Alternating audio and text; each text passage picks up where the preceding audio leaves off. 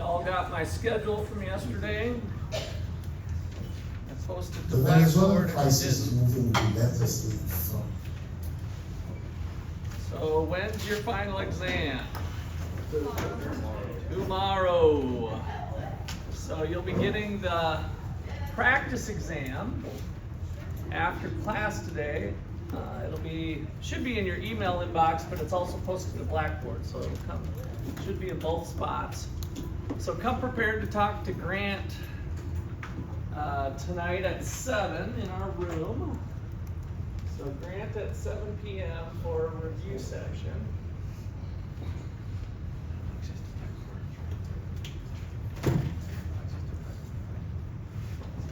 That should get you a good head start, as we've done before, for the test.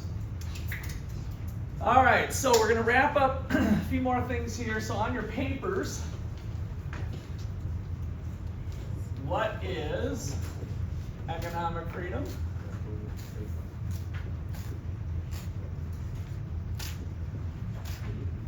What subtopics were in the video? Yep, so here we go. This is a different video. Not too long, so just about 3 or 4 minutes long. So here we go. Lists for the rest of your life. Which list would you choose? Imagine you had to live in a country from one of these two lists for the rest of your life. Which list would you choose? If you're like most people, you would choose A. Let's take a look at why that is. Take Chile and Venezuela. Chile's poverty rate is half that of Venezuela's, and its inflation rate is a fraction of the size. Actually, all of list A appears to be better off than B. Look at income per person. It's 10 times higher on average in list A. But these lists aren't organized by income. They're organized by economic freedom. List A countries have the most free economies in the world. List B, the least free. Across the globe, we see a strong relationship between economic freedom and people's quality of life. For instance, people in the most free countries earn, on average, over 8 times more than people in the least free. The poor earn 10 times more. People in the most free countries are happier. They have better protected civil rights, cleaner environments, and the average person lives 20 years longer. The freest countries also have less corruption, less infant mortality, less child labor, and less unemployment.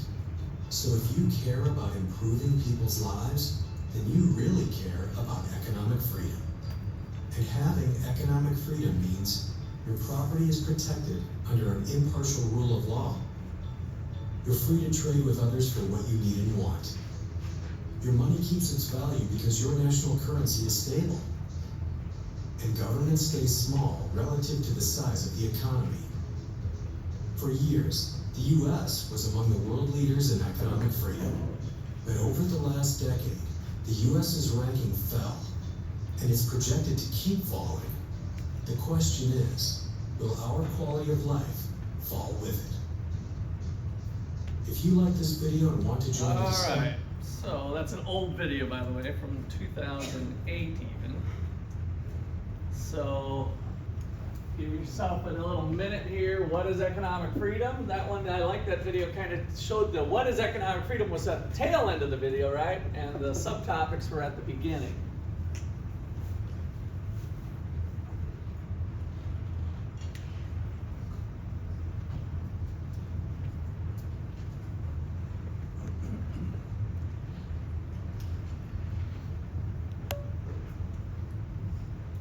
I'm going to randomly select one of you to read off your papers, so get your last thoughts down here in the next 30 seconds.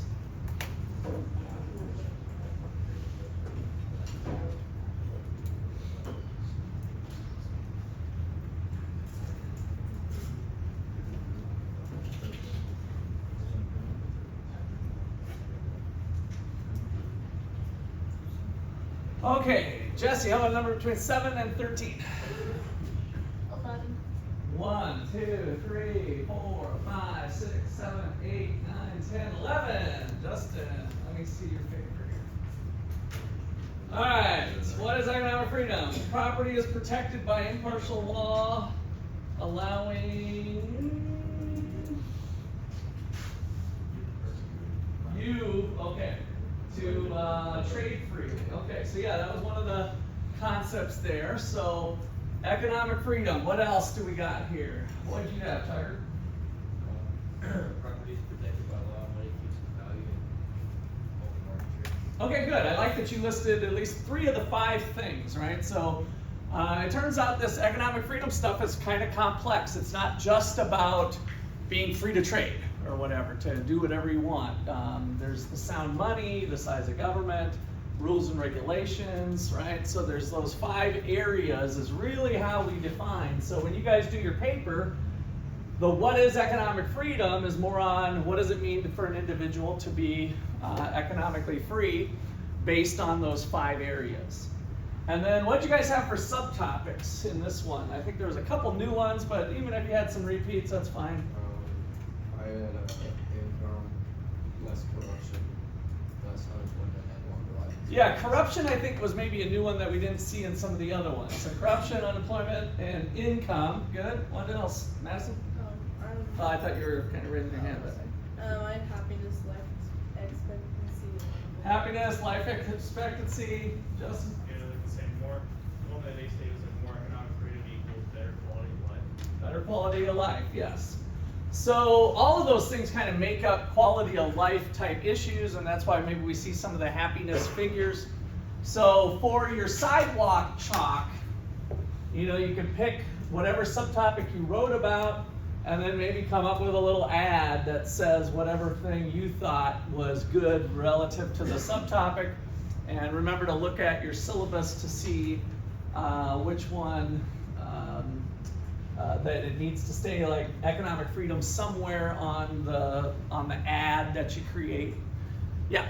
Can you give an example? I can't quite grasp the meaning of the ad. How could we advertise a subtopic of economic? So I'm not going to answer that, but you answer this. Why should people want economic freedom? That's your ad, right? Pick one of those outcomes that interest you and tell people about it. All right, so next up is Venezuela. So yesterday we saw some of the problems with Venezuela and where they came. This one actually proposes a solution. So what is the proposed solution? So we went down the laundry list of what's wrong with Venezuela, and pretty much all those 5 things have been wrong with Venezuela, right? Sound money, size of government, and why they've fallen apart. So the first part of this video will kind of show again some of the problems that are there, and then this author, who's a famous guy, proposes a solution. So here we go. This is not easy to get out. The crisis is moving relentlessly from catastrophic to unimaginable.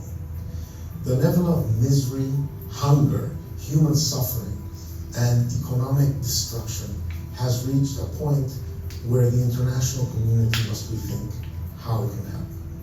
Many observers have believed that as Venezuela's economy worsened, Nicolas Maduro's government would just lose power. Instead, the government has become stronger. It has illegally installed a constituent assembly with full powers. It has deregistered opposition parties. It has sacked elected officials, and it has stolen 3 elections in just 2017 alone. The best scenario to get out of this mess would obviously be free and fair elections to choose a new government. This is Plan A for the Venezuelan opposition, organized around an organization called La Mesa de la Unidad Democrática, and is being sought in talks taking place right now in the Dominican Republic. But it defies credulity to think that a regime that is willing to starve millions of people to remain in power would yield to the ballot. Second alternative would be a domestic military coup, which is obviously less palatable. It is extremely unlikely because the armed forces have been thoroughly corrupted by the regime.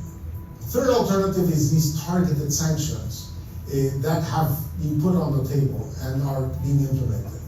These work slowly at best in comparison to the dramatic collapse of the Venezuelan economy. And sometimes they don't work at all, like in the cases of Cuba, North Korea, Iran. So that leaves this uncomfortable theme of international military intervention. That obviously scares most Latin American countries, especially in Mexico and Central America, which have frequently been on the receiving end of these unwanted military interventions. But these may be the wrong historical analogies. After all, Simón Bolívar became the liberator of Venezuela. What was the solution so far? We haven't gotten to his main propose. How do countries pull themselves out of oppressive regimes? What did they say might happen? Said free and fair elections. Okay, yeah, somehow getting free and fair elections, okay. What else? Yeah. Targeting sanctions. So sanctions we haven't talked about since like the international chapter, but that would be like, hey, we're not going to trade with Venezuela, right? So the United States has an embargo with Cuba, for instance, and so that puts some hurt on the country. But who does it really hurt? Unfortunately, sanctions aren't that great because it hurts the people of Venezuela. So during our international trade, remember, we want, through economic freedom, open trade between places. Why? Because it makes Americans happy, it makes Venezuelans happier, right? It's a win-win situation. So sanctions tend not to be good because it really doesn't hurt the people in power. It just hurts the people who are living there. So good. What was the other thing? There was one more, Valentin. Domestic military coup. Yeah, the military coup. So this is, unless you guys have taken a decent amount of history courses, this is the way a lot of governments change hands. Is a small faction of people overthrow the current government. And it's usually violent and bloody and bad news. So he's trying to come up with something a little bit different here. So here he's getting closer to his proposal. Thanks to invasions he organized with the support of the Nueva Granadans of those days, Jamaica, Haiti, and the UK. So as solutions go, it is time to consider things outside of the box. So here's one. The National Assembly, which was elected with a 2/3 opposition majority in elections that were unfair but still they won, could take its majority to impeach President Maduro and appoint a new government, which could then request military assistance to restore the Constitution. This coalition of countries, which could include Latin American countries, the US and Canada, European countries, would be a force that would help free Venezuela in the same way as Canadians, Australians, and Brits liberated in Western Europe in 1944-45 with US help, and in the same way the international community has acted on Bosnia and Kosovo. None of this would require approval by the United Nations Security Council because the military force would be invited by a legitimate government seeking support to uphold the country's own constitution. The existence of such an option, just the existence of such an option, might even boost the prospects of other alternatives like the negotiations taking place in the Dominican Republic. It's clear that an imploding Venezuela is in nobody's interest, and conditions in that country constitute a crime against humanity that must be stopped on moral grounds. As the world debates the best way forward, there is only one question that remains. How many lives must be shattered before a solution comes? Okay, so what was that final solution? I don't assume that you guys got that very clearly. I don't even know if I understand it fully, but I want you guys to get the gist of it and why he thinks it might have some legs to it. Tim?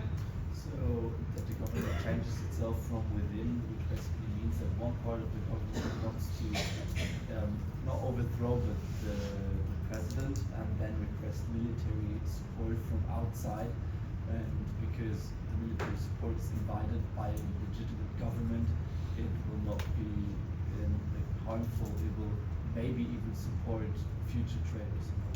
So yeah, what happens if we don't get the outside support with the new government?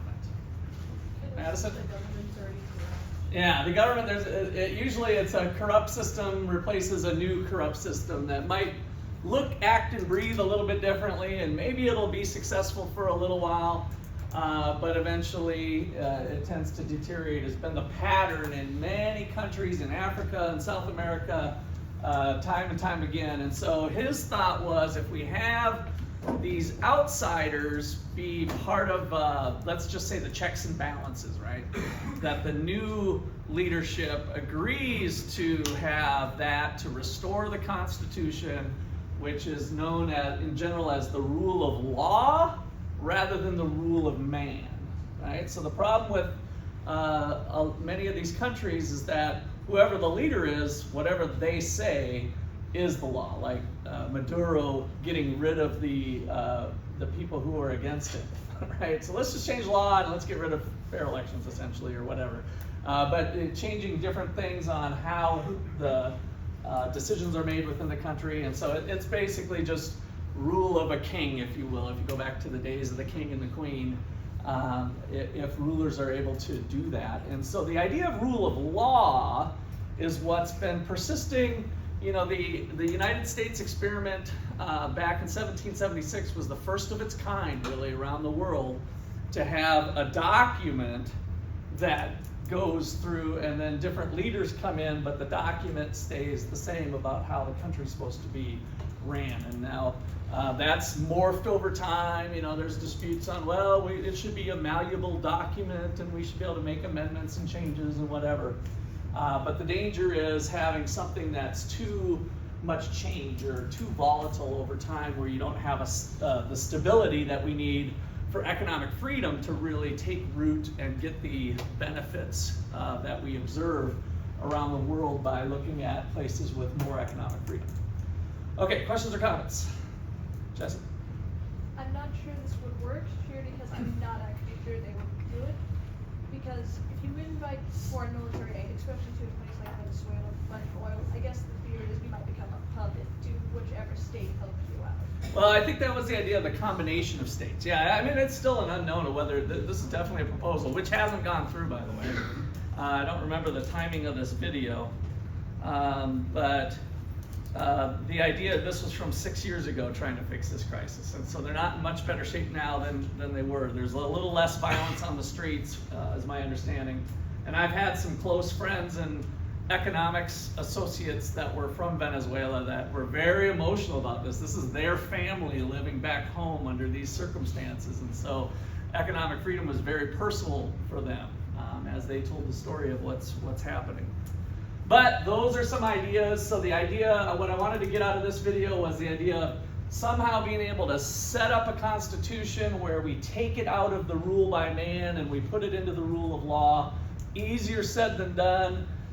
You know, can we have an outside group of a collection of countries from developed places that do have economic freedom to be kind of the, you know, like I said, checks and balances of it.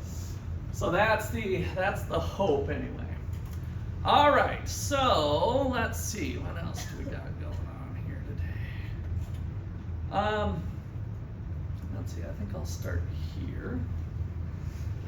So we didn't look at this specifically. This is out of your textbook, and it shows one of the outcomes here with income that we saw in general, where I showed you the average income of all the top 25% countries, right? But this here then shows you their economic freedom ranking and then their income associated with it. And so what's interesting here is some places don't have as much income per person as others, but yet they're relatively free. So New Zealand's been at the top near the list, ahead of the United States. The United States has 54,000 per person, 36 in New Zealand. And then you've got Singapore higher than the United States. And so kind of some different results around the board. Places like Estonia, I don't know if we'll get to another video that I've got on Estonia. but I'm going to show another slide here shortly. They're at 29,000, so they're in the top 25, but have results on income that are still pretty low at this point. And part of the answer to this is that it is a long-term project.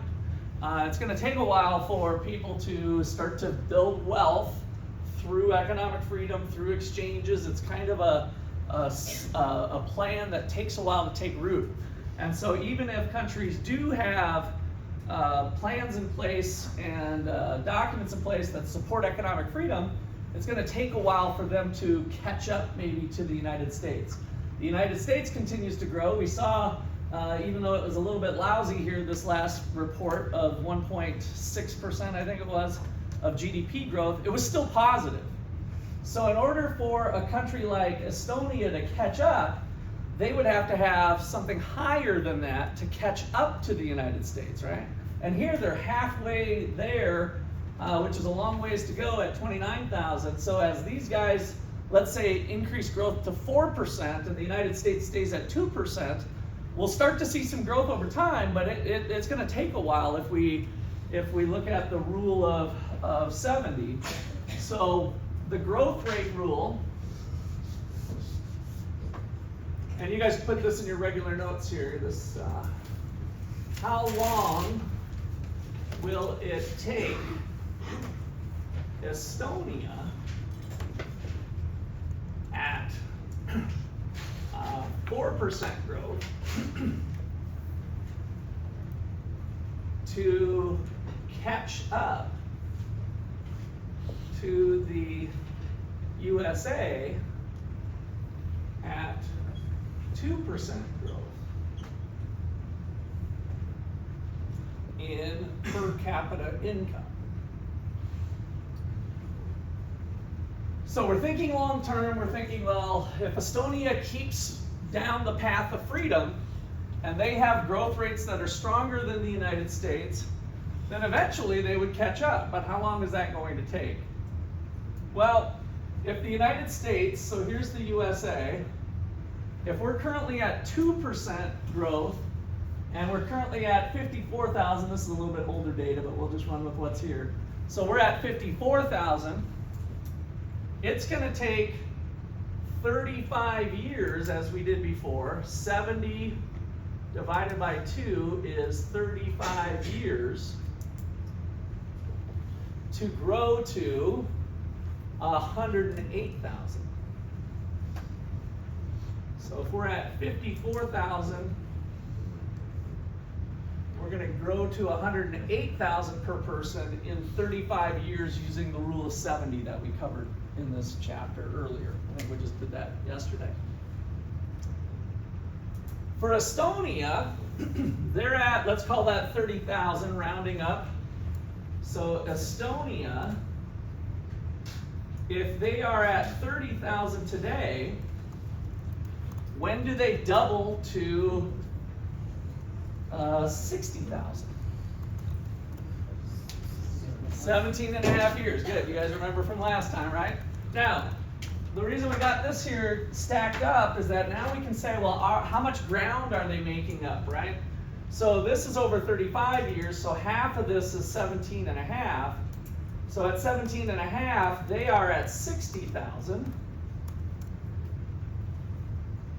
For 70 divided by 4 is the rule of 72, the rule of 70, 17 and a half years. They double from there. And then another 17 and a half years, what are they at? 120. Did they catch up to us? Yeah. Does an extra 2% of growth matter? Yes. Yeah, right? So that's what we were trying to drive home yesterday, that hey, Estonia, a country like Estonia, if they can get on a growth path at 4%, they could catch up to the United States. Now the United States, you know, their growth maybe won't drop, won't stay at 2%, but that's how we can use the rule of 70 to kind of think through, what does the world look like 35 years from now? Do these countries have a chance? And the data says yes, they definitely do. These countries that adopt some policies have a chance to grow. And let me pull up another thing here. I do kind of have a question. Yeah, go ahead. Doesn't Singapore have like a very large government? No. No, they have a very, so Singapore, kind of similar to Hong Kong, was released by the Brits. And so when that happened, they made a very strong rule of man type of thing where to each their own. The economies were basically broke, so they didn't have a lot of money to have a big government. So government was kept small, and it continued to be small. And so the government as a size, compared to the economy, is actually very small. Okay, so this was some work that Jim Bortney did. This got published in the Economic Freedom Report back, I don't know when they did this, 4 or 5 years ago. And so it looked at growth rates between 1995 and 2015 and 2005, so 10-year runs. The 21 high-income countries were growing on average at these rates, which was relatively low during those time frames. The developing countries, less developed countries, were growing here. Now, if you take these numbers, how long does it take to double at 1.25? Maybe Justin, I saw you got your calculator, if anybody else. 70 divided by 1.25. It's going to be close to, 56 years. 56 years to double. So if high-income countries are doing that, and low-income countries are doing this, somewhere in this 4 to 5 range, you can see that we're going to have the gap between poor countries and rich countries closing, right? And that's exactly what we've observed. And then there was an interesting economic experiment here in the former USSR, which apparently Putin is trying to put back together, put the band back together apparently. So there was 25 former countries that were in the USSR. So Russia was kind of taking over basically all of that Eastern Europe side. So Estonia, Latvia, down the line, if you kind of look at all the countries that border Russia, and then a few more, those were 25 countries that busted apart in 1993. They were kind of set free, so to speak. Like, okay, Russia's broke, and we can't do this big communist thing anymore because we don't have enough money, and people are starving, and lots of other bad outcomes. So it blew apart in 1993. So what was interesting here, what economists call a natural experiment, is like, wouldn't it be nice if we could somehow create a laboratory where we had some countries under freedom and other countries that were under not so free, right? Well, that's kind of what happened, because some of these countries ended up following a system of government that was more like Russia, right? More of a heavy hand of government. One of those, unfortunately, was Ukraine. So Ukraine was down there with that type of setup. And then places like Estonia, Latvia, and Lithuania, and some others set up their government to be more free. Imagine this, I mean, you're just like kind of set free, like, okay, you guys have your country back. It's no longer under our rule anymore, right? Figure it out. And so some of them read, in fact, Estonia is kind of famous that he, the leader at the time, he wasn't an economist, but he read Milton Friedman's book, and he's like, this freedom thing sounds pretty good. And so he ended up kind of following the path of freedom. And other countries, again, like Ukraine, ended up going back to their old ways of kind of the heavier hand, centrally planned economies. So all they did here is they took all 25 countries and looked at their freedom rankings, and then the results on the income growth. And so here, 3.8, almost 4%, 2%. This kind of gets us into this 4%, 2% thing. And so today, of course, Ukraine, that's just sad in many ways, but other countries that are there that were in this bottom 9 are at much lower incomes. Because 1993 was how many years ago? Let's see, 93 plus 7 is 2000, that's 2024, this is 30 years. So now we've had a track record of countries who have maintained the philosophies and laws of supporting economic freedom, and now we see the results. So it was an interesting experiment, and freedom, again, the data is on the side of economic freedom. All of those results, and this is just one more piece of evidence that's kind of interesting since they were all under Soviet rule at the time.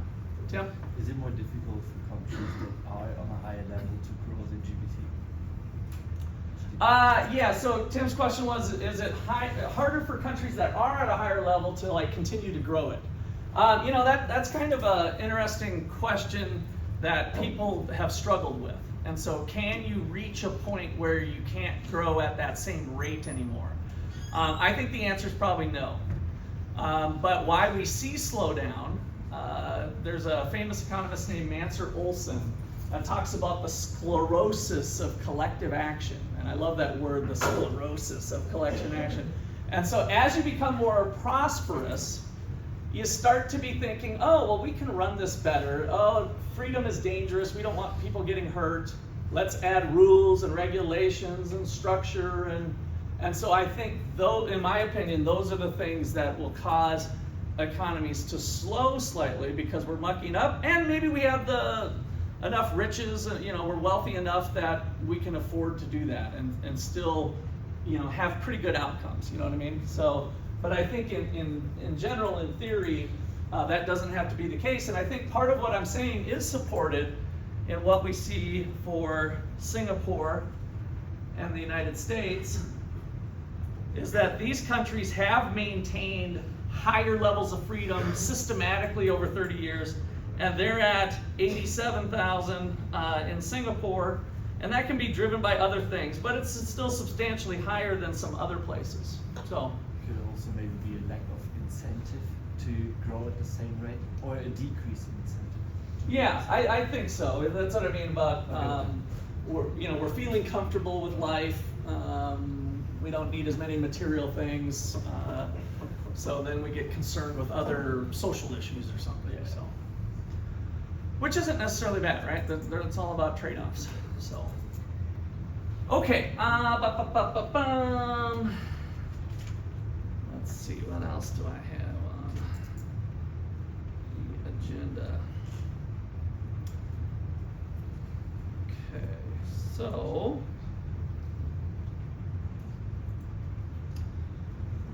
the same is true, or we see some similar results, and I put this up accidentally, you might remember Monday or something when we were going through it, but the way states are organized, there is states with more economic freedom and less economic freedom. And so here the same kind of pattern.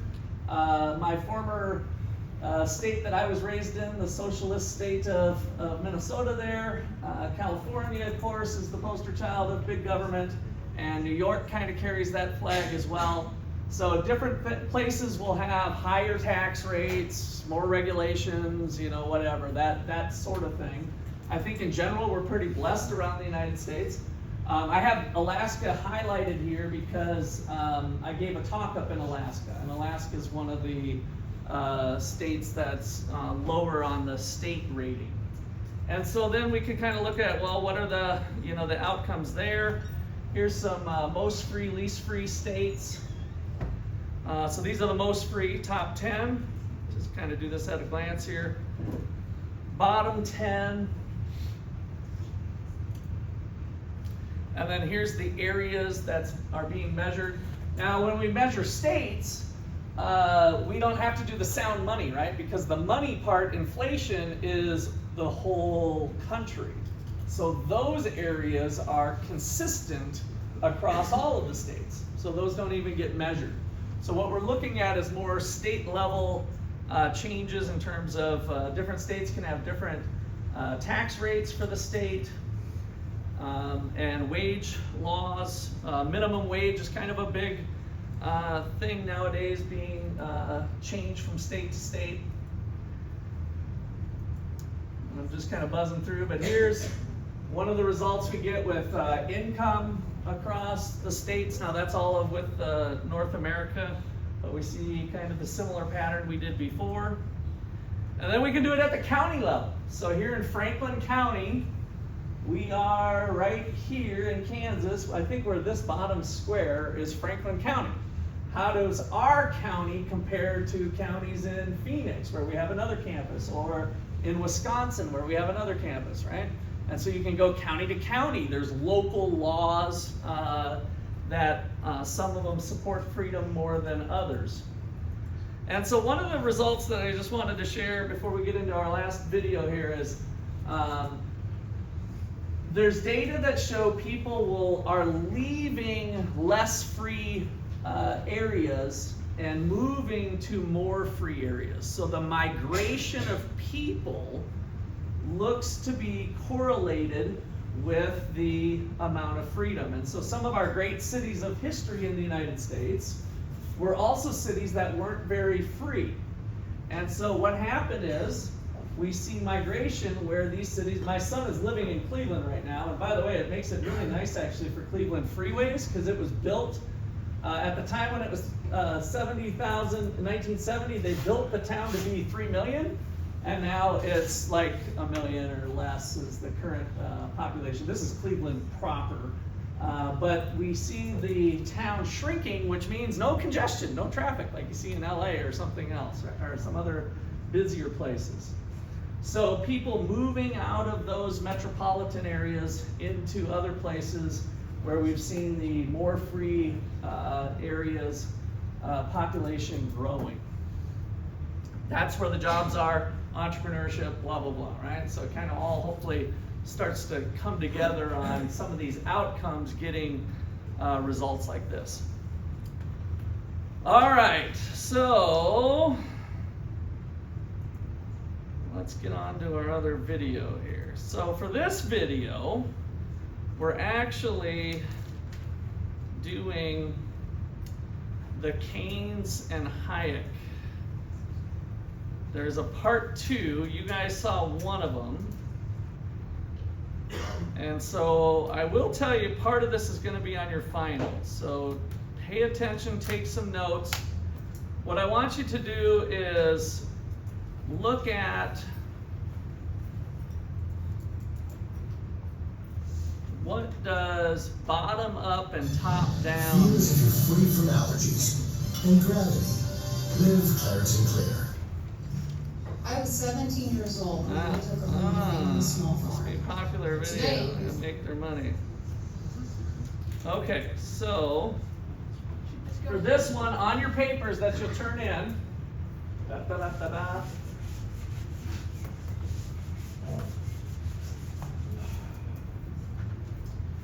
who is ground up?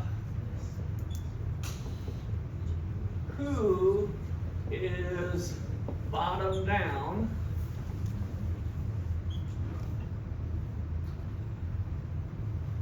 And what do these concepts mean? So this is kind of a one-word answer. So it's the Keynes and Hayek. Here's their names written out, Keynes versus Hayek. So this is the, Keynes was the one, of course, hopefully you remember, was more of the one supporting government involvement to help make the economy a better place, right? More of the activist policy. And Hayek would have been the non-activist policy, that I think that government intervention actually causes more harm than good. So it would be better to take a little more hands-off approach. So here we go. Another boring conference. I'm watching you.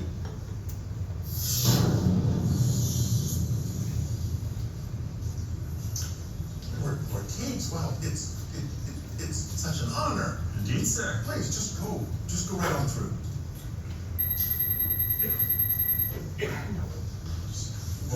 Whoa. Identification, please.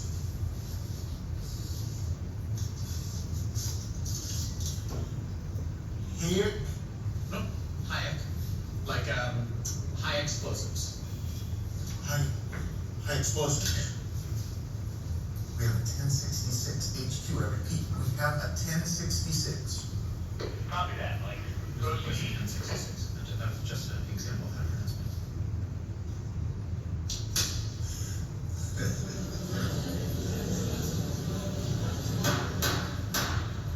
Ladies and gentlemen, members of the committee, we are here today to consider the impact of government spending on our economy. We're fortunate to have two world-renowned economists to offer their testimony on the matter. I see you took a detour down the road to serfdom. Talk about the end of laissez-faire. Well, shake it off, Freddie. I'm not pulling any punches in there. I'm ready. Are you? Prepare for the return of the master. John Maynard Keynes, F.A. Hayek, round 2, round 2.0. Same economists, same beliefs, no microphones, new mustaches. Here we are, peace out, great recession, thanks to me. As you see, we're not in a depression. Recovery, destiny, if you follow my lesson, more Keynes, here I come, line up for the procession. We brought out the shovels and we're still in addiction, still digging. Don't you think it's time for a switch from the hair of the dog? Friend, the party is over, the long run is here, it's time to get sober. Are you kidding? But your work's perfectly fine. Have a look, the Great Recession ended back in 09. I deserve credit, things would have been worse. All the estimates prove it, I'll go chapter and verse. Econometricians, they're ever so biased. Are they doing real science or confirming their bias? Their Keynesian models are tidy and neat, but that top-down approach is a fatal conceit. Which way should we choose? What bottom up or more top down? The fight continues. Agent Hyde second round. It's time to win. Or from the top or from the ground. Let's listen to the bass. Agent Hyde throwing down. We could have done better had we only spent more. Too bad that only happens when there's a world war. You can carve all you want about stats and regression. Do you deny World War II cut short the depression? Wow, one data point and you're jumping for joy. The last time I checked, wars only destroy. There was no multiplier. Consumption just shrank as we used scarce resources for every new tank. Pretty perverse to call that prosperity. Ration meat, ration butter, a life of austerity. When that war spending ended, your friends tried disaster. Yet the economy thrived and grew faster. You do only see what you want to see. The spending on war clearly pushed GDP. Unemployment was over, almost down to zero. That's why I'm the master, that's why I'm the hero. Creating employment's a straightforward graph. When the nation went war, and there's a draft. Every worker was staffed in the army and fleet. We have full employment and nothing to eat.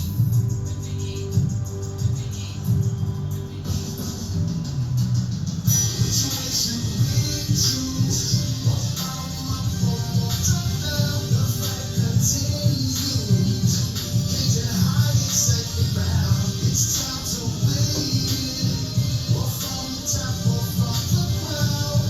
Let's listen to the bass. Agent Hyde throwing down. Jobs only means not the ends in themselves. People work to live better, to put food on the shelves. Real growth means production of what people demand. That's entrepreneurship, not your central plan. My solution is simple and easy to handle. It's spending that matters. Why is that such a scandal? Money splashes through the pipes and the sluices, revitalizing the economy's juices. It's just like an engine that's stalled and gone dark. To bring it to life, we need a quick spark. Spending's the lifeblood that gets the flow going. Where it goes doesn't matter. Just get spending flowing. Seems like in some sectors that's a general run. But some sectors are healthy, only some are run. So spending's not free, that's the heart of the matter. Too much is wasted as cronies get fatter. The economy's not a car, there's no engine to stall. No Does that help, Will? There's no it at all. The economy's us. We don't need a mechanic. Put away the wrenches. The economy's organic. Which way should we choose? What bottom up or more top down? The fight continues. Agent Hyde second round. It's time to win. Or from the top or from the ground. Let's listen to the bass. Agent Hyde throwing So, down. what would you do to help those unemployed? This is the question you seem to avoid. When we're in a mess, when you have us just wait, doing nothing until markets equilibrate.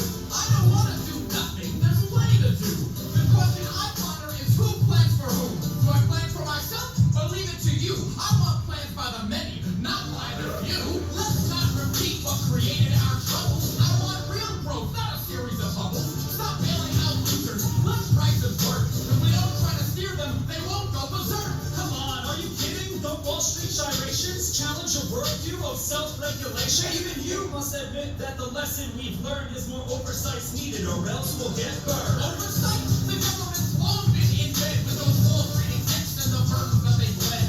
Capitalism's about profit and loss. You fail as a loser, there's no end to the cause. The lesson I've learned is how little we know. The world is complex, not some circular flow. The economy's not a class you can master in college. To think otherwise is the pretense of knowledge.